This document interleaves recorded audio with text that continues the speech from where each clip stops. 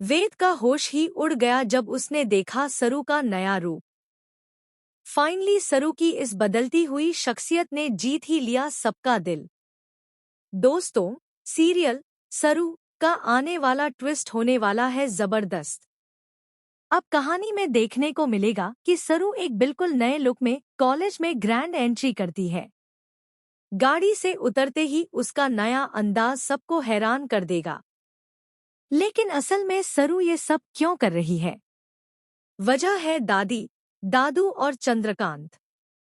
क्योंकि सरू जानती है कि इस घर की बड़ी पोती होने का मतलब सिर्फ प्यार नहीं, बल्कि बहुत बड़ी जिम्मेदारी भी है।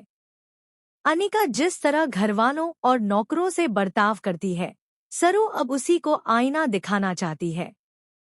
सरू की इस नई स्टाइल और एटीट्यूड को देखकर सबको लगता है कि पैसे और रुतबे ने उसे घमंडी बना दिया है। सबसे बड़ा झटका लगता है वेद को, क्योंकि सरू का भोला, सादा रूप ही तो उसे सबसे प्यारा था। अब जब वही सादगी गायब दिखने लगती है तो वेद का दिल टूट सा जाता है।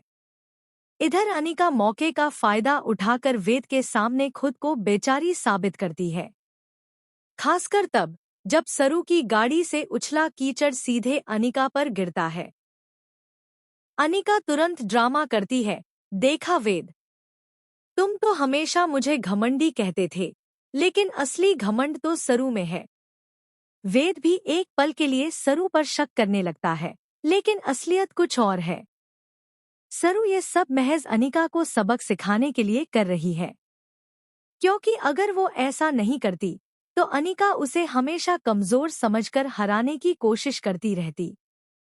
दूसरी ओर कामिनी अब भी ये साबित करने पर तुली है कि सरू इस घर की असली बेटी नहीं। मगर दादू सच्चाई जानते हैं और सरू की ताकत भी उसके साथ है। सबसे बड़ा ट्विस्ट तब आता है जब तारा सरू को इस नए अंदाज में देखकर खुद ही इम्प्रेस हो जाती है और वही फैसला करती है कि अब वेद की दुल्हन सरू ही होगी। अब देखना होगा कि क्या वेद और सरू की शादी सच सामने आने से पहले हो जाएगी, या फिर अनिका और कामिनी का नया दांव कहानी में और बड़ा तूफान लाएगा।